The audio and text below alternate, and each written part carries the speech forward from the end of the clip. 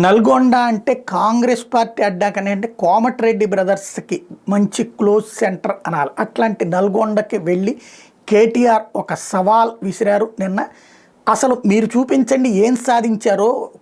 ఫ్లోరైడ్తో మీ జిల్లా నాశనం అవుతుంటే కోమటిరెడ్డి బ్రదర్స్ ఏనాడన్నా ఏమన్నా చేయగలిగారా? అనేక ఏళ్ల పాటు పదవులు అనుభవించారు, ప్రజల చేత ఎన్నికయ్యారు. అదే కేసీఆర్ 10 సంవత్సరాల్లో అక్కడ ఫ్లోరైడ్ వాటర్ తీసి అక్కడ ఉన్నటువంటి ప్రజలకు మంచినీళ్ళు ఇచ్చారు, అనారోగ్య సమస్యలు పరిష్కరించారు, ఆసుపత్రులు బాగు చేయించారు, మెడికల్ కళాశాలలు పెట్టారు.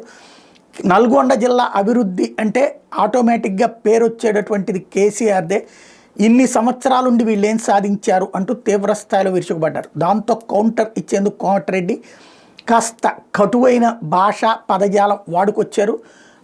అందులో ప్రధానమైనటువంటిది కేసీఆర్ అల్లుడిగా హరీష్ రావు నాయకుడు అయ్యాడు, కేసీఆర్ కొడుగ్గా కేటీఆర్ లీడర్ అయ్యాడు, నేను రైతు బిడ్డగా నాయకుడిని అయ్యా, సిరిసిల్లలో లోక్సభ ఎన్నికల్లో బీజేపీకి మెజార్టీ వచ్చింది, కానీ నా నియోజకవర్గం నల్గొండలో లోక్సభ ఎన్నికల్లో కాంగ్రెస్ పార్టీకి 60,000 మెజార్టీ వచ్చింది అని గుర్తు చేస్తూ మా కాలి గోటికి కూడా చేయగలిగినటువంటి పరిస్థితుల్లో మీరు లేరు అన్నటువంటి విషయాన్ని వ్యాఖ్యానిస్తూ వచ్చారు. అసలు ఏ మొహం పెట్టుకుని కేటీఆర్ నల్గొండకు వచ్చాడు? నల్గొండలో ఫ్లోరైడ్ని 10 ఏళ్ల పాటు పెంచిపోసిందే వాళ్ళు కదా, మానవత్వం లేని మనిషి రూపంలో ఉన్న మృగాలు వాళ్ళు అంటూ తీవ్రస్థాయిలో విరుచుకుపడ్డారు. నేను ఎక్కడైనా గంట సేపు నిలబడితే 5,000 మంది జనం వస్తారు, మా సమావేశాల్లో పల్లీలో ఐస్ క్రీంలు అమ్ముకునే అంత జనం కూడా కేటీఆర్ మహాధర్నాలో లేరు అంటూ తీవ్రస్థాయిలో విరుచుకుపడ్డారు.